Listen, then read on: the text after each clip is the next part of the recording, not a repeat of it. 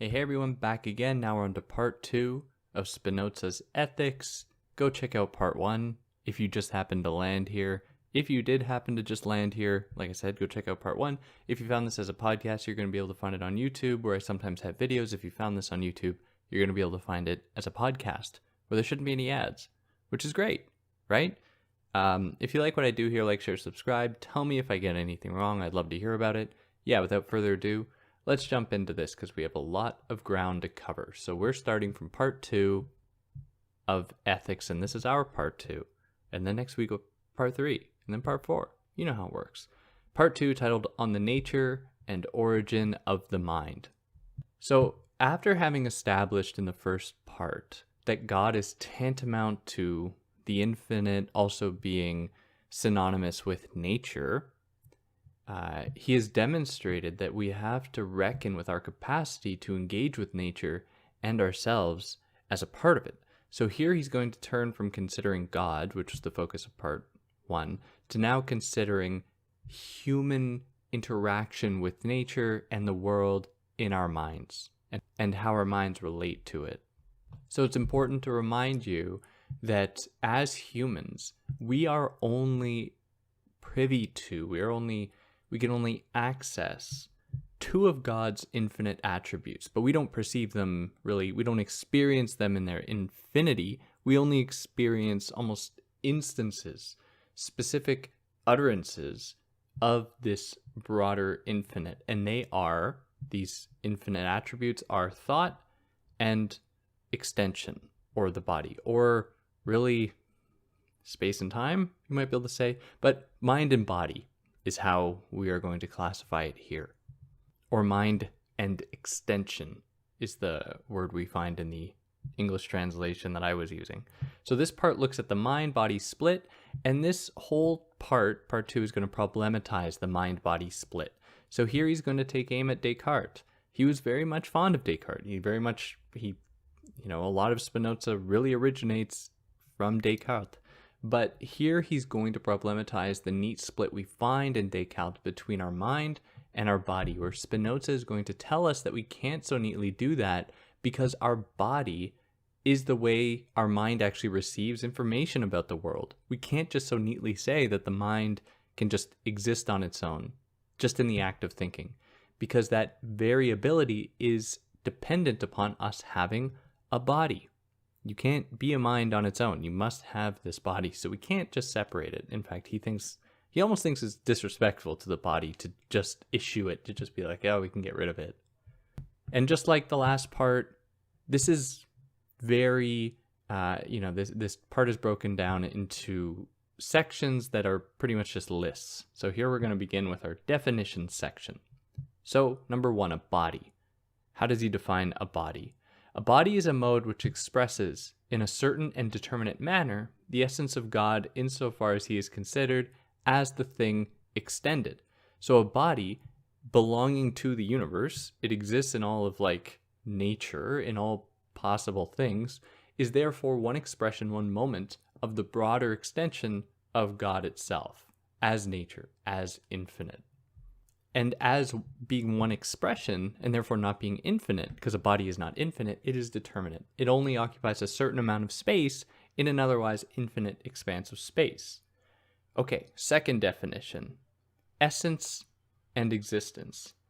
Essence is embodied in a thing. One can't exist without the other, or anything is going to have an essence. You can't have a thing exist that exists for no purpose or according to nothing. Just by virtue of existing, it belongs already to God's extension, so therefore it must have some kind of purpose to exist. It doesn't just exist for no reason, and it doesn't just come to the earth. It doesn't just exist from nothing. Now remember though, we can have an essence without necessarily having an existence. So the example we gave last time was the case of humanity. Humanity has an essence. This doesn't necessarily mean that all humans that can be created, that can be birthed, will be birthed. Only some of them will be birthed as per chance. If maybe it's not chance. Maybe in Spinoza's words, chance doesn't really fit in here. But of all the possibilities all the possible different configurations of humans, only some will actually manage to exist. So each of those existing humans has an essence belonging to humanity, but you can have an essence without necessarily having an existence or a realization of that essence. Okay, third definition, idea.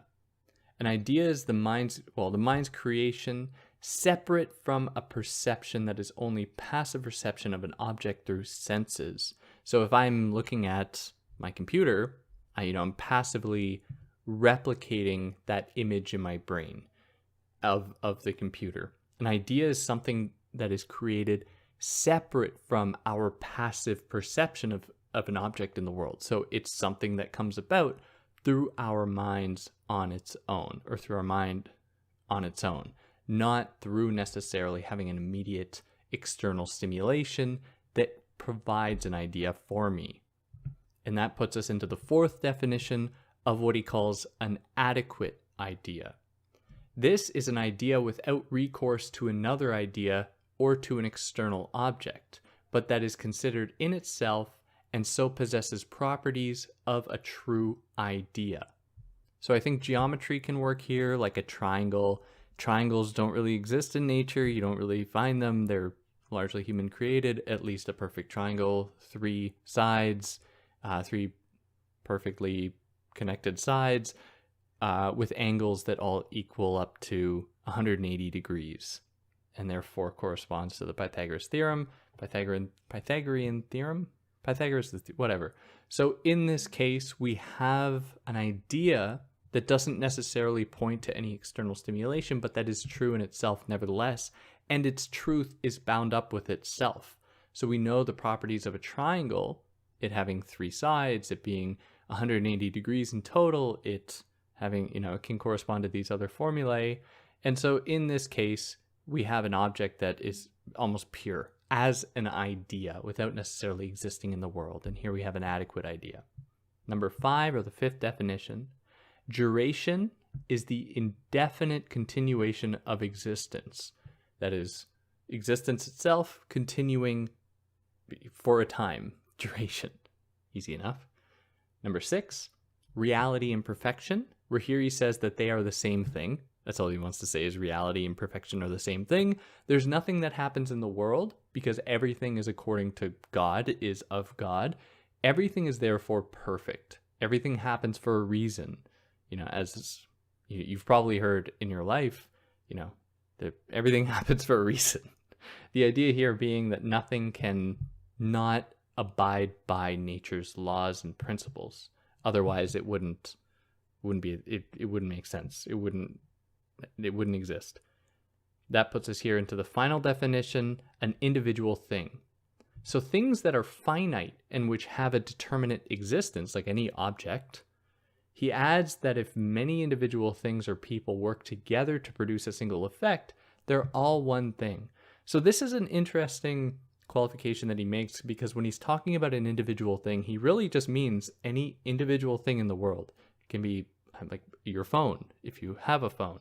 It can be your computer or whatever, your hat, doesn't matter. But the extra qualification he makes here, that if many people are working in union to produce something, or let's say many bees work to make a hive, these bees are in unison and they form a unit in their having created this thing. Now, I'm not totally sure why he includes this added detail, because I'm not sure how it fits into the totality here of the rest of the book, what instances we find. What we'll get later on is a firm belief that as humans, we have an obligation to work together with others and to limit harm to others and to maximize our abilities to work together. So perhaps this is like a way to conceptualize humanity as a single unit working together towards a single goal. What will come to be will be to increase our propensity for action, to increase our propensity to act, and to furnish a better relationship, to cultivate a better relationship with God. And that puts us here into the axioms. So axiom number 1, Humanity's essence doesn't require any one person's existence. People will die and then people will be born. So this is what I mentioned earlier. You can have a human essence without necessarily having existence. Not every human will exist. The second axiom, humans think. The third axiom, a mode of thinking like love or desire depend on the idea of a thing that is loved or desired without having another mode of thought. So in itself, that is adequate, having these modes of thinking like love or desire. And we'll talk more about this, I think in the fourth part, when we talk about emotions. We're going to talk a lot about love and desire for Spinoza. Number 4, bodies are affected in many ways. Really simply enough. And finally, number 5, we only feel and perceive bodies and modes of thought. So what he's saying here is that as humans, we are only privy to these 2 attributes. Again, mind or thought and extension, mind and body. And so we can only feel and perceive bodies and modes of thought.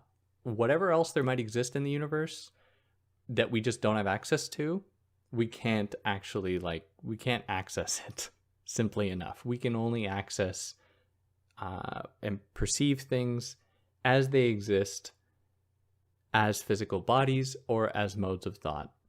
And that puts us here into the meat of this part, and that is our propositions. So proposition number 1, thought is an attribute of God, or God is a thinking thing. The idea here being that because we have the capacity to think of an infinite being, our thinking is our thinking is a finite expression of God's infinite attribute of thought. So our thinking in any given moment is just one moment of the broader continuum, the infinite expanse of all possible thinking gifted to us by the nature of nature itself, by God, being or existing within God's universe, or just simply the universe. Proposition 2, extension is an attribute of God, or God is an extended thing. So this is the exact same thing as the last point, except not referring to thought, but referring to extension, to space. We are one moment in an infinite expanse of space. Proposition 3, in God there necessarily exists the idea of his essence, and of all things which necessarily follow from his essence. So that is to say that because God can think of infinite things at once, it has the full grasp of and is synonymous with those infinite attributes and things. So God is the exact same as the idea of his essence and of all things which necessarily follow from him. And this is an important point because against just straight up scripture, God is not this humanoid figure for Spinoza sitting on a cloud who's just thinking oh, what will I do today? Or if anyone has read the Bible, you'll know that God is one, it flip-flops quite a bit. God is always having different ideas about how society and how the world should run itself. If you actually read the Bible, he destroys humanity how many times? He clearly wants anyways.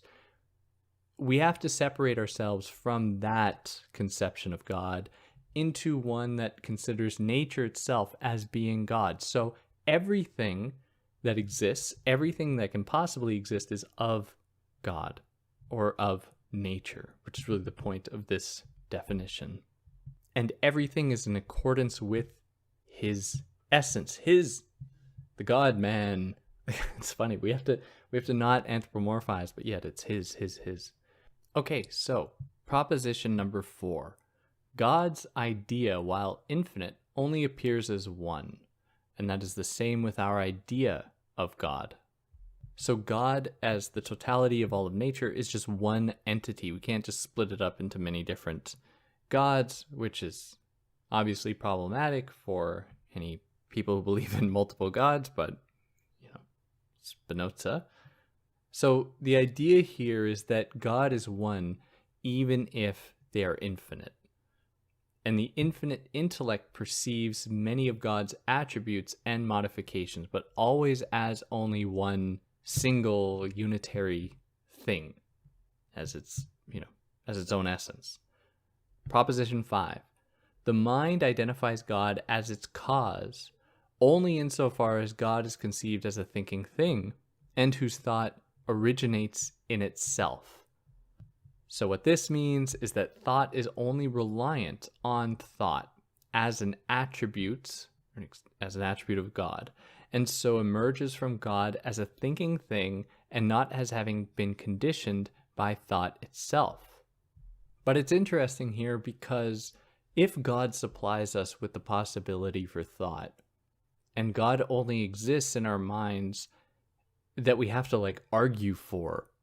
So Spinoza here clearly arguing for a certain idea about God that is different from almost all ideas of God before Spinoza, and many people would have different ideas afterwards. It's just interesting that we can try to sidestep this by saying God just gives us the very capacity for thought itself. So even in those variations that God exists, we can still find this common thread in our ability to think itself as being a sign of God. So even if we have different ideas, it doesn't matter because we have this transcendent idea about what connects us to God, this single one that stands above the rest. And we see this in certainly in Descartes as well, where the mind is what is the thing that can't go away. We cannot doubt. So here we find an extension of that while being cautious, of course, while leaving room to acknowledge the place of the body. But in any case, I just think it's interesting that the mind is the arena, the playground in which we try to develop a relationship with God. But it's a very isolating experience because we always everyone has a different idea. It's just, I don't know. And now I'm just stream of consciousness. It's not useful to you. Okay, number 6. All modes have God as a cause only so far as they are ascribed to attributes that are tethered to God. So what he means here is that all attributes are conceived on their own, and so only have God as a cause. So a mode being an extension, a specific type of extension, my example is I'm 6 feet tall. That's my mode of extension of space taking. And so here we have to still acknowledge that is possible because of God. God provided us this capacity to even take up space, to have a mode that is a mode of a specific attribute from the infinite attributes of God, of space, and of thought. Number 7, proposition 7. The order and connection of ideas is the same as the order and connection of things. So God's thinking and acting are only one and the same because whatever comes from God follows from the idea of God. So the processes by which we actually arrive at thought or at an idea, we go through thought, and the process of existing in space that we in our bodies mirror one another because they are both of God's will and they both originate from this same point. Number 8, if we have an idea of something that doesn't exist, it exists in the infinite idea of God, and so is an attribute of thought. If I imagine a monkey on Pluto, that doesn't necessarily exist. It never has. Perhaps it never will. But it is certainly a possibility physically.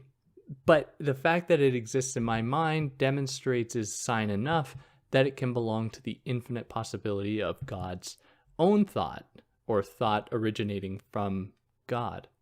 So it belongs to the infinite idea of God. Okay, proposition 9. The idea of something existing has God for a cause, not because God is infinite, but is the basis for the infinite chain of ideas that are caused by other ideas. So what does he mean here? Well, he means that, therefore, every individual idea has for its cause another idea. So an idea comes from another idea. That is to say that God, insofar as God is affected by another idea, while of this or thinking of the second idea, we can say that God is the cause, not necessarily because God thought of the idea. We thought of the idea. I thought of an idea. Maybe you thought of an idea. but we can attribute God as the cause because God is the originator of this possibility of thought that follows down through cause and effect to have arrived at this point. So number 10, proposition 10, the being of substance does not imply existence of humans. Like I said before many times, there can be an essence to humanity. It doesn't necessarily mean that all humans will exist. Simple enough. Number 11, our first thought as humans is the idea of an individual thing actually existing in the world.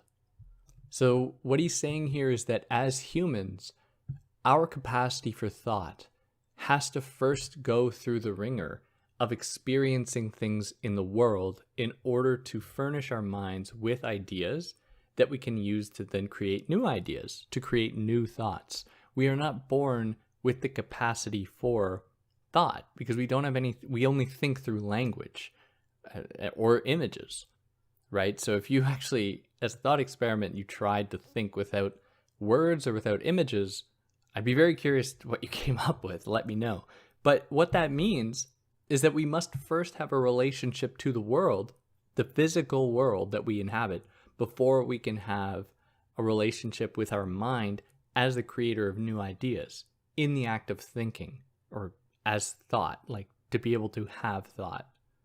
So anything, or sorry, moving on to number 12. So anything that happens in the object of the idea of the mind, which is the body, which is the vessel of the mind, anything that happens in the body must be cognizable by the mind, which is to say that both mind and body are expressions of God's nature, and you cannot separate the two. There must be some degree of connection between them. Otherwise, things that happen in the world that happen to you would just be uncognizable. You wouldn't be able to think about them. You wouldn't be able to make sense of them. Or if you were making sense of things that your body didn't understand, that would also create a bad situation for you. That sounds horrifying. But yeah, so that's what he says. There's a confluence between the mind and the body that he's stressing here. Now here we get with the 13th proposition, a longer one. So we're going to talk about this one for probably a couple minutes. Okay, proposition 13. The object of the idea constituting the human mind is a body. So let me repeat that again. The object of the idea, so we're talking about a physical object here, of the idea constituting the human mind is a body.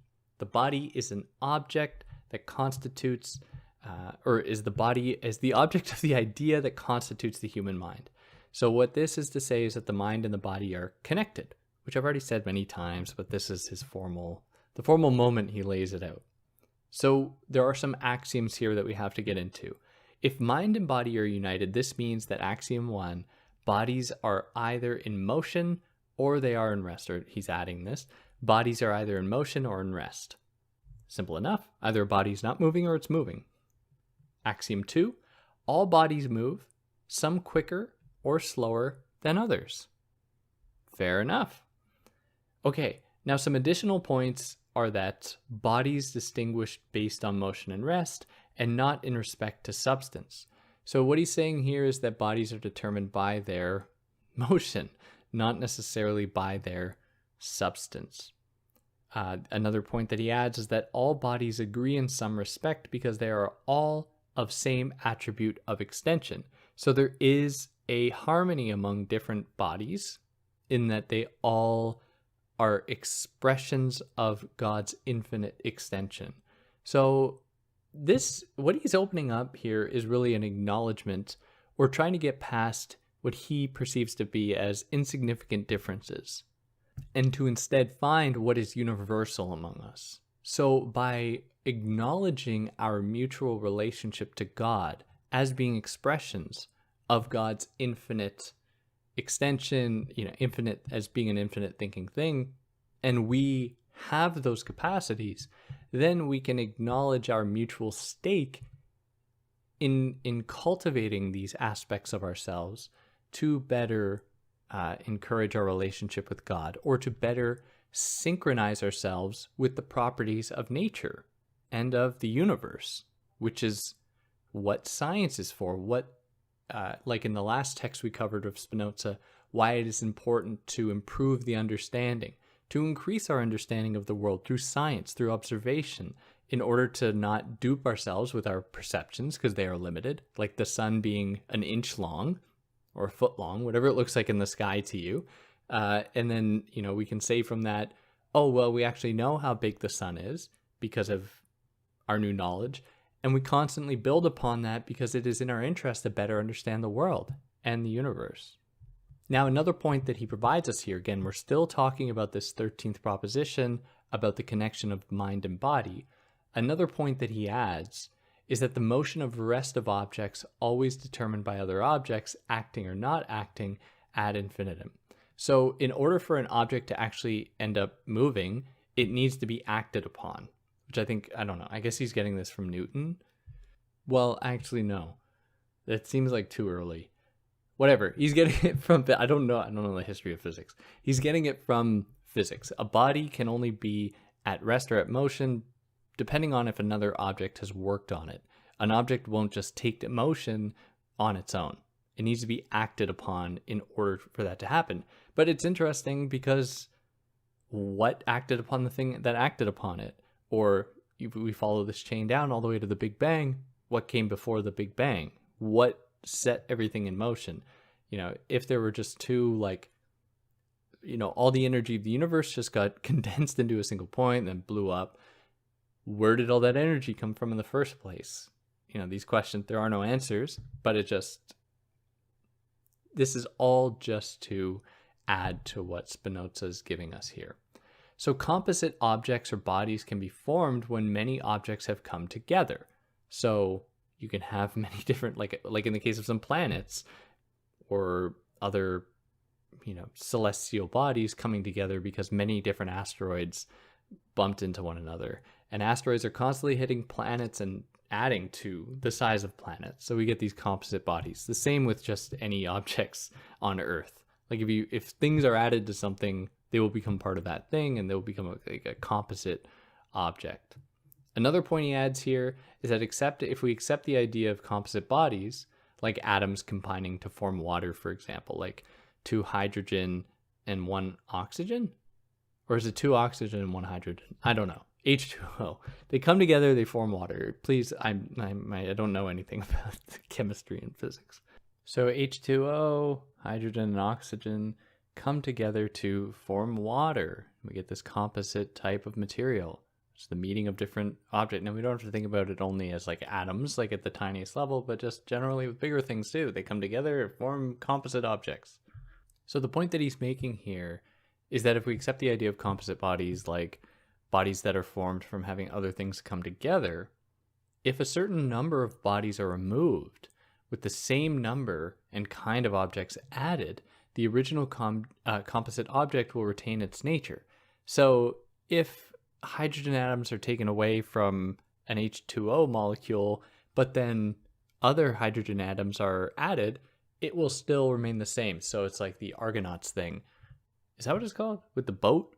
The idea being that, if there's a boat and and over time all of its parts are being swapped out because they age, and so you have to change all the nails and pieces of wood of the boat. After every single part of it has been changed, is it still the same boat? Well, I think Spinoza would say yes, in that it still retains its essence, its very core fundamental identity, not just as a boat, but as that specific boat, which is what matters. Because even the very recognition of anything as a boat, we have to acknowledge human intervention in this process to designate something as a boat. So nothing exists as a boat just like out there in the universe. It's only a title given. It's only a way that we can understand the world. Or it's one way that we understand the world. We attribute meaning to it. We give it a name. So therefore, I think the boat remains the same, is my point.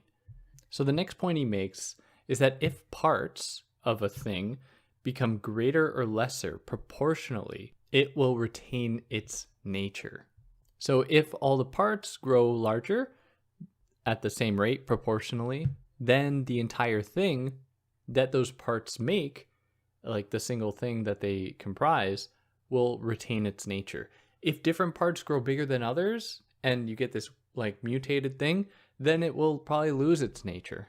So the next point being then that if the parts motivate a change in direction, then so long as their motions and communications, it moves and communicates as before, nothing will change regarding its nature.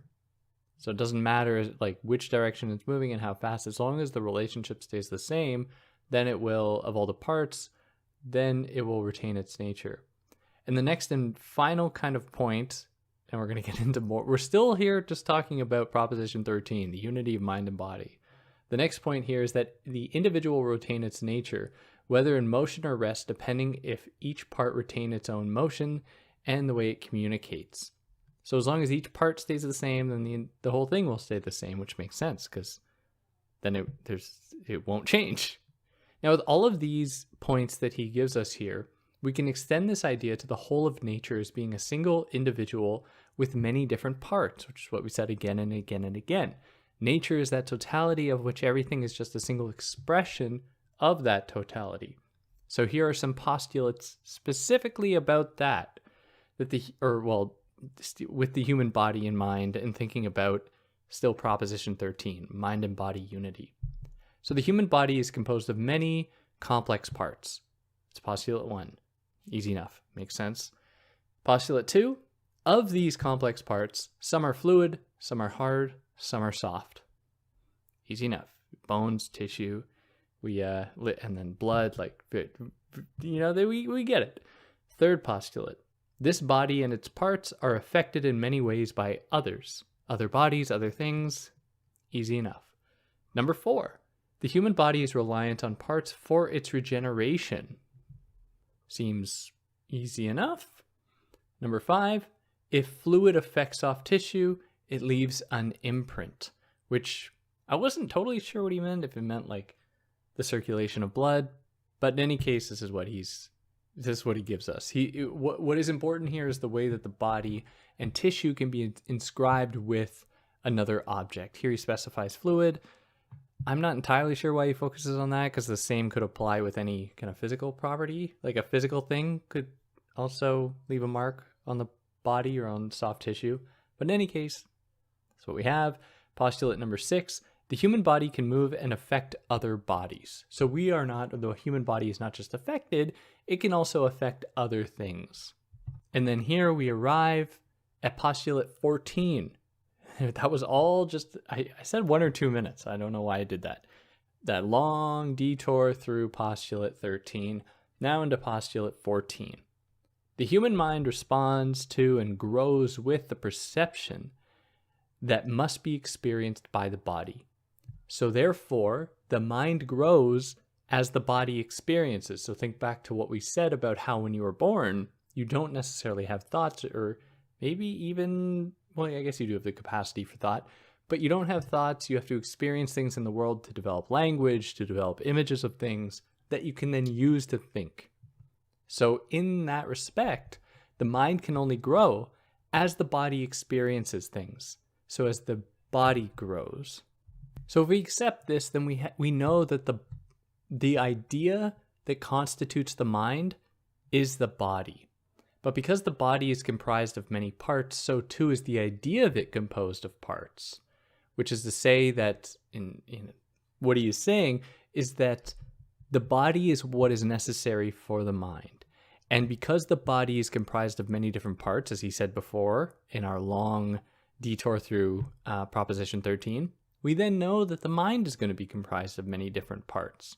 And like physiologically, it certainly is. Different parts of the mind are responsible for different parts of our emotions, our emotional states, our thinking capacity, our receptors, the way that we know whether we're hungry or anything. The mind does lots of different things, has many different parts. And even at the idea of thinking, even at the level of thinking itself, we adapt to different circumstances. We change our capacity for thought depending on what we're thinking about. If I tie my shoes, the type of thought that I am employing in moving my fingers in such a way is going to be very different than when I'm reading Spinoza. Thought is going to be very different in these two settings. Just to give you an idea about how, the mind is not a homogeneous mass, even though it does belong to kind of the homogeneous mass in of all the infinite thinking being of God. Okay, Proposition 16. Bodies can only be affected by other bodies according to their natures. So this is to say that it means that as we learn of other bodies, we can learn of our own. So we can only be affected by something physical by its existing physically and taking up space, and therefore existing according to God's infinite attribute of extension or of space. And so any time that we engage with something that takes up space, we are learning more about that thing, we're learning more about ourselves, and our minds grow. Proposition 17. If a body is acted upon by another, the mind will contemplate that other body as the actually existing or as present, as actually existing or as present, until the body affected is affected without the external stimulation. So if somebody throws a dodgeball at me and hits me, in that moment, I'm like, my mind is thinking about the ball that's hitting me, and that's just all I think about. And we assume that that ball exists and it's performing that act against us until the body is affected without that thing still being there. So afterwards, I think about how that really hurt. The dodgeball hurt my face. So therefore, even though the thing has gone away, so I can say that it has left a kind of imprint, which is really how, it's how trauma works too. If you undergo an experience that leaves a mark on you, you can't just shake it off. It will very much linger, which can make it really difficult to actually heal from it afterwards. So the point here, or the added point, is that the memory of an injury or the imagined effect on us, it really reveals both of these will reveal the connection between the mind and the body. Like the mind is actually serving a pretty important function there, even if it's allowing us to remember things that we don't necessarily want to, in that it is protecting us from potentially avoiding future circumstances like that in the future, which isn't necessarily possible, but it's our mind's ability, our mind's effort to try and help us better understand the world and the risks present within it. So this puts us into Proposition 18. If the body is affected by two or more things at once, upon the recollection of one of those things, it will also conjure up the other thing that affected it. So if I'm hit, I don't know what a good example is. If I am listening to, what's a band? My God. If I'm listening to Taylor Swift, as I get hit in the face with a dodgeball, the next time I hear Taylor Swift, there's a good chance I'm going to be reminded of getting hit in the face with a dodgeball. That's all he's saying here, is that if there's more than one stimulation at a given point, by being exposed to that stimulation later, you will also recall the other things present in that moment. So that's why people can have negative associations with things that are on their own not really harmful. Like Taylor Swift's music doesn't hurt me, but if I associate it with the memory of getting hit with the dodgeball, I don't know why these are my examples I'm giving you, but in any case, then I will create this association. Okay, Proposition 19. The mind doesn't know the body as a body, but just knows it through ideas of modifications by which the body is affected.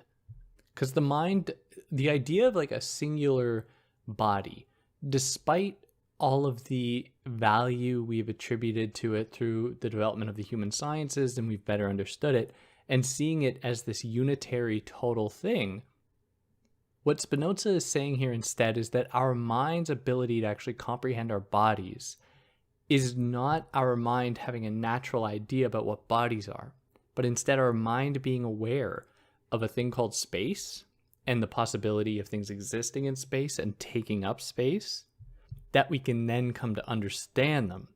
And if we actually looked at a body, it's going to have many different attributes.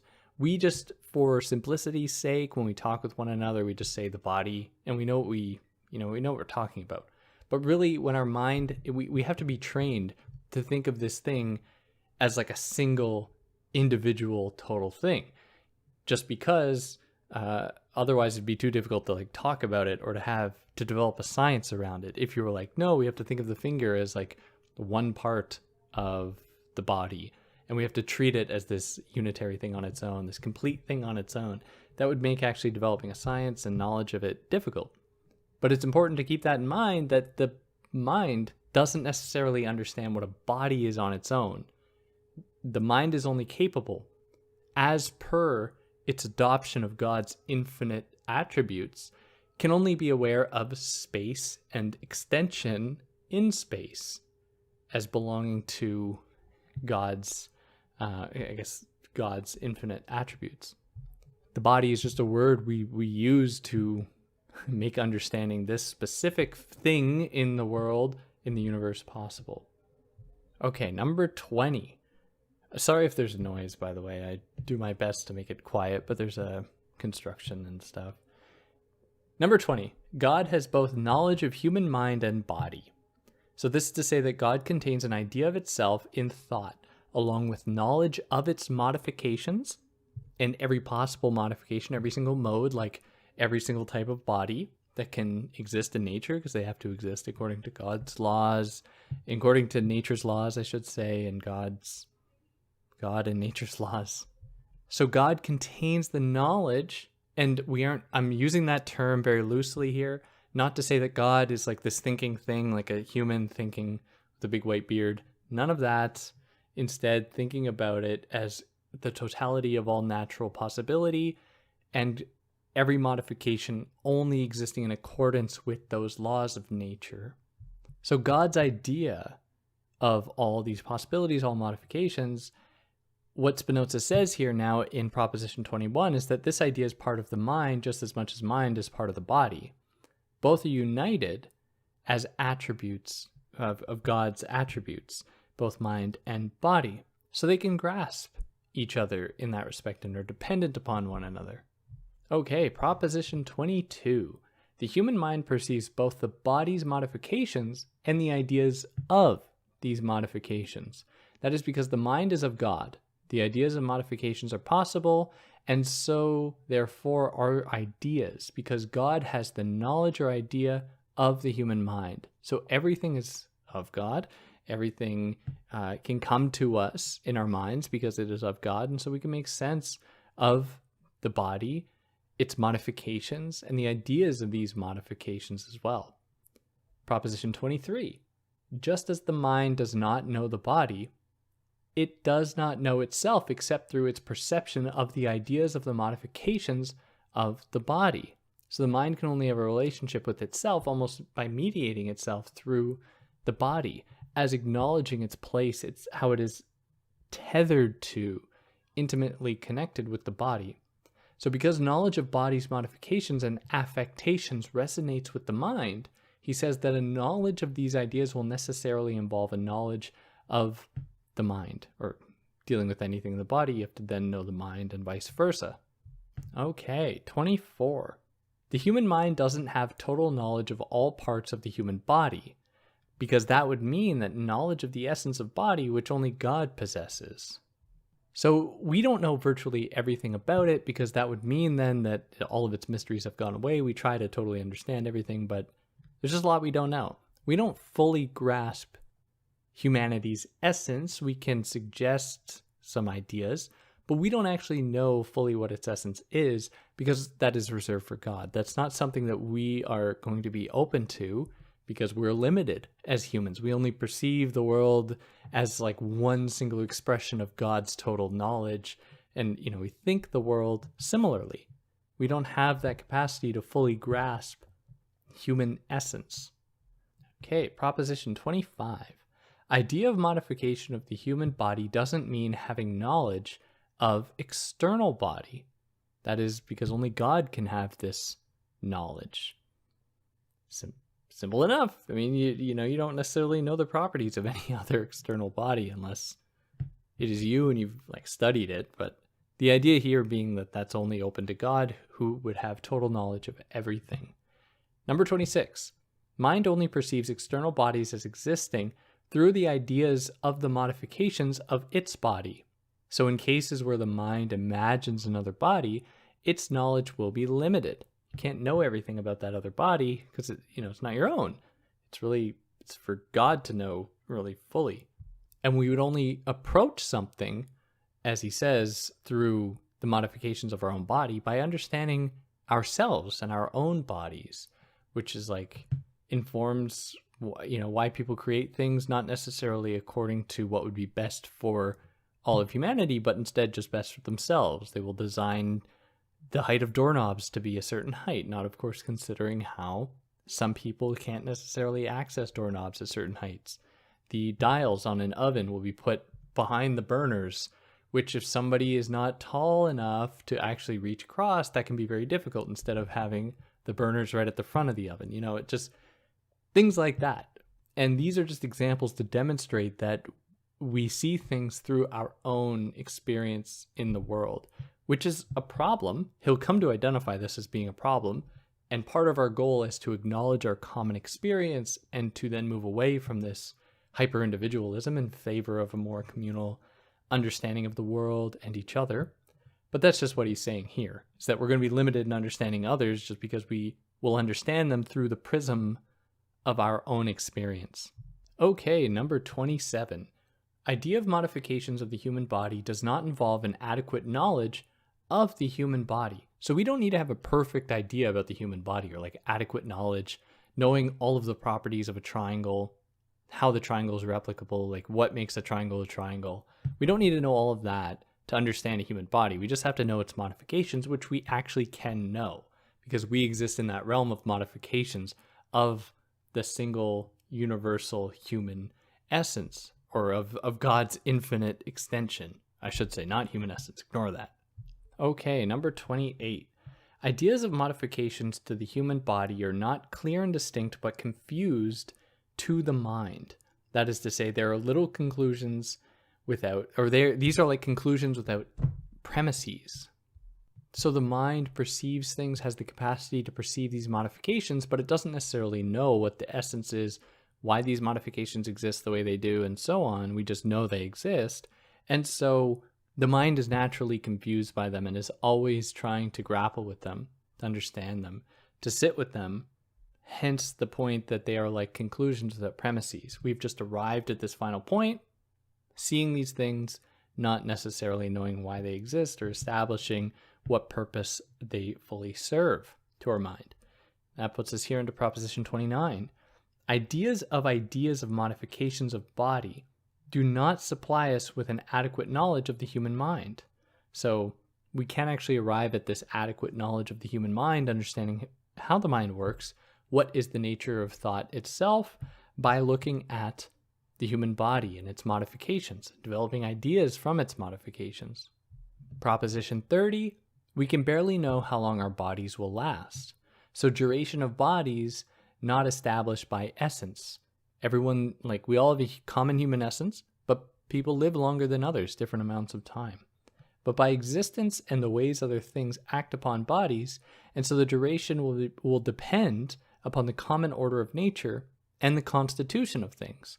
So if you live in a world that is likely, there are a lot of potential harms, a lot of potential risks, like in a wartime setting, then chances are your likelihood of survival is going to be lower. If you live in a society where, I don't know, medical care has gotten to the point of extending life to 200 years, then, you'll live that long. And there are all these things to consider.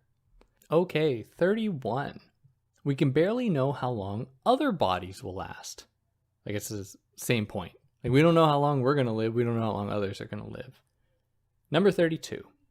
All ideas, insofar as they are related to God, are true.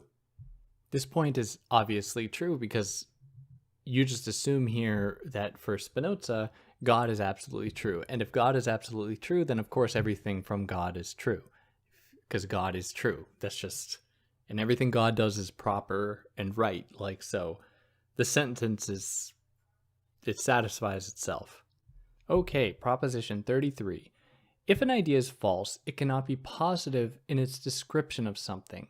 It would just be an illusion. So if an idea is false, if I were to design a building, like an architect, and something I did the wrong math, something is just wrong in it, it is not actually producing something, even in imagination and in reality, because that thing can never actually come into existence. Whereas if it was a proper drawing with proper math and blueprints and everything, then it would be a true idea, and it could actually create something real in the world. It could be positive in that way, in that it'll produce something instead of negative, and it's not producing anything. So simple enough. And otherwise, it would just be an illusion. It'd be like a cartoon. It doesn't need to comply with reality, but it can live in our minds. It can be entertaining, but it's not positive. It's not creating something. Number 34, every perfect idea is true. And that's because any perfect idea simply complies with God's essence. Number 35, falsity comes from lack of knowledge. So for example, we can totally embrace our perceptions, but we would then be led astray by the size of the sun, for example, or by anything else. So we arrive at falsity when we rely too heavily upon false ways to actually measure the world, like our perceptions, like our eyesight, for example. And this is where falsity comes from. Now, moving from this, Proposition 36 suggests that for something to be true or false ideas, these are ideas that are cut from the same cloth in that they are both of the mind. So both a true or a false idea exist in the mind and are arrived at from the mind, where false ideas come from a lack of knowledge, true idea from proper knowledge.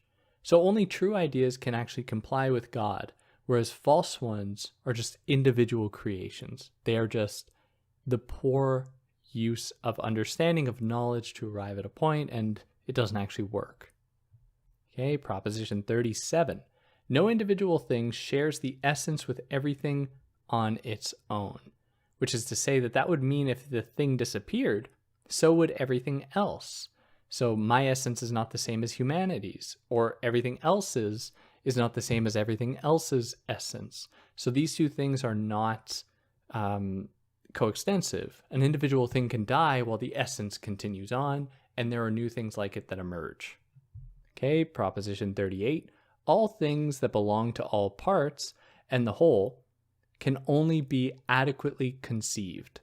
So this is to say that if something is common, it must be adequately known by God, and so can be grasped by our minds. Because if something is universal, of course, it must, we have to understand it adequately. We must have a full idea of it coming from God. Proposition 39. The mind will have adequate knowledge of what is common to all bodies, even those external. So, bad time to say, I said this in the last episode, but when I'm going through these propositions, I'm not necessarily reading them all word for word because sometimes they make no sense. And so I'm adapting them so that they'll make sense. So if you're reading it and you're like, oh, that's not exactly what he says, this is my way of explaining it in 21st century language as to what he means. Because otherwise it's 17th century Dutch translated to English. It does, it has a certain old-timey feel to it. And you can hear that this is how I describe things. So my vocabulary is very strong, as you can tell. Anyways, Proposition 39. The mind will have adequate knowledge of what is, common to all bodies, so it's external. Yeah. Number 40, sorry. If an idea sprouts from an adequate idea in the mind, it is adequate. So if an idea comes from an already adequate idea, then it must be adequate. So if an idea is adequate, we are saying that in the infinite intellect, an idea exists of which God is the cause. So anything that comes from that is a true idea must then be adequate. Okay, now he goes on a little tangent. So, so far we've been using language uncritically for the purpose of conveying these broader truths. However, Spinoza is clear, I want to emphasize this, Spinoza is clear that when we use terms like humans or humanity, we are revealing our mind's limitations. We are erasing the differences between each person. Like I said earlier, we're just using the term like bodies or humans, very general way to facilitate our communicating about them. But in doing so, we erase the differences between each person and, within each person, which is you could see Deleuze and Guattari's, the influence that Spinoza had on them in their plea. You don't need to know Deleuze and Guattari to understand. Well, anyways, if you don't understand this point, then go listen to the episodes I've done on Deleuze and Guattari. But as they say at the beginning of 1,000 Plateaus, I believe, they're since we are both multiple writing this book, was, we were quite a crowd. The idea being that neither of them see themselves as these individual people. Instead, they see themselves comprised of many different people, many different identities. And we all act differently in different settings. We adopt different language in different settings, different way of talking with one another. From day to day, we can hardly claim to be the same people. We are always undergoing changes. As I hit the desk. Nice. Now, we make our lives easy by just referring to humans or bodies to make our lives easier, to just better understand them, because otherwise we can't understand all the little individual parts at once. Now, this is true even of those transcendental terms like being, like a thing, like something, substance. We even understand, we do the same thing there. So we can have knowledge of vague experience. Like there are different ways in which we can grapple with things in the world through three different routes. It is four, but the first one doesn't count. So we can have knowledge of the world even though we will always try to make our lives easy by grouping knowledges together, grouping things together to understand them. So there are four different ways that we can actually acquire knowledge through the world. The first one doesn't count, and he just writes it off immediately. But that is to have knowledge through vague experience, like just experiencing things in the world, which he doesn't think that's actually a good route to arrive at knowledge. We have to do experiments, observe, test hypotheses, and so on for him. The second, and we can also through imagination, we can arrive at vague experience. Like we can imagine possibilities, but they aren't grounded in reality. The second type of knowledge is arrived at through reason, which is common knowledge of properties of things. The third is the intuitive science and is universal application of knowledge of God's attributes. Oh, did I say there were four? Oh, God. No, there are three. And the first one that I said, vague experience, still doesn't count. Two, the second one, reason, and the third one, intuitive science, are the legit forms of knowledge acquisition. Sorry, gets confused. So the first one doesn't count for him, but the second and third are necessary to actually arrive at truth. So that brings us into Proposition 41, where he says that vague experience, the first kind of knowledge that he presented here, isn't actually knowledge at all. It is actually just a source of falsity, of illusion, whereas 2 and 3, which are reason and then intuitive sciences, and intuitive sciences are referring to the application of the knowledge of God's attributes. Knowing that, God's attributes being extension, being thought, these two are our avenue to truth and to knowledge. Okay, so Proposition 42, knowledge only from 2 and 3, reason and then intuitive sciences, supplies us with the capacity to discern truth from falsity, which is obvious, because we know what false thing comes from illusion. Yeah. 43, if someone possesses a true idea, they are aware of it, and it can't be doubted. So otherwise, we would have no capacity to acknowledge truth at all. We must be able to acknowledge truth when we have been confronted with it. And this signals to us that we have this capacity to discern true ideas from false ones. Number 44, reason perceives things as necessary, not as contingent. If we perceive something as necessary, then we are understanding the way by which it actually came into existence and for what purpose, which is the actual application of reason for Spinoza. Whereas if something is contingent, then all we know about it is that it might have just happened coincidentally, which of course doesn't happen.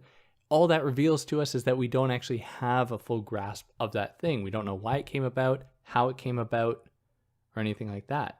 And so if you focus on an object being contingent as being dependent on other things, this is only to focus on like the immediate physical properties of the everyday, your immediate experiences in the world, instead of focusing on eternal qualities of things.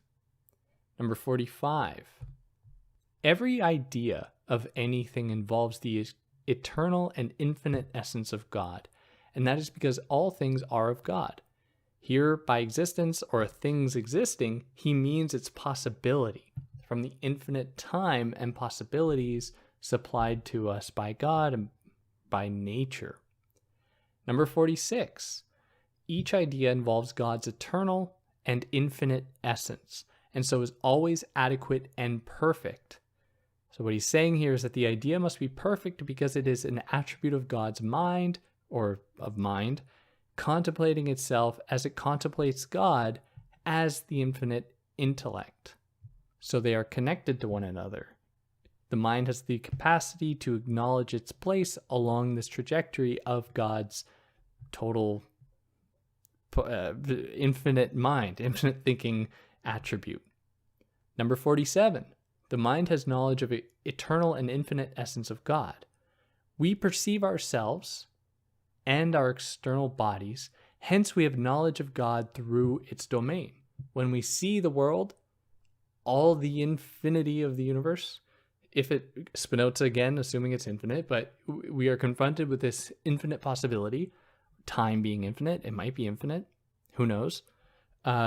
We are then acknowledging God's eternal and infinite essence. Number 48, mind is not free, but is subject to endless chain of cause and effect. So the mind doesn't have, all thoughts that come to the mind are only permitted by what you've learned previously. You are going to be limited then by what you've learned previously, what causes have produced the effect of your thinking. And the same with bodies. There's nothing that happens in the physical world that cannot be attributed to a cause. If there was, that thing would have broken free from the chain of cause and effect and would be like the first moment. It's like the Big Bang. The Big Bang might be the first moment, which is wild. How does a first moment actually come from nothing? That puts us here into number 49. In the mind, only the idea can affirm or negate. So we must have the idea of a triangle, for example, to confirm its properties. So only in the mind can an idea affirm or negate, which is obvious because your bodies can't do that, I assume, or just extending through space. You don't have that capacity, but so the mind does this. And then before concluding this part and getting into part 3, he gives us a few notes on will, will, to will something. So number 1, we all operate by the will of God alone, which is, again, the idea is not that God is sitting on a cloud and God is thinking, what do I think will should be like? Will is tantamount with nature's properties and laws. Number 2, the second point on will.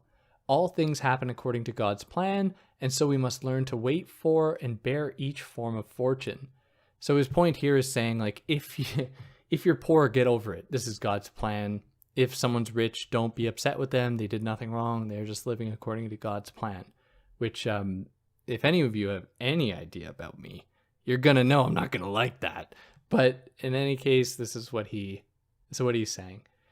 Number 3, so we must never hate anyone, because if you hate someone, it means you hate something of God's kingdom, the entire kingdom of nature's properties. And what you're saying then is that you are dissatisfied with God, which Spinoza thinks is wrong.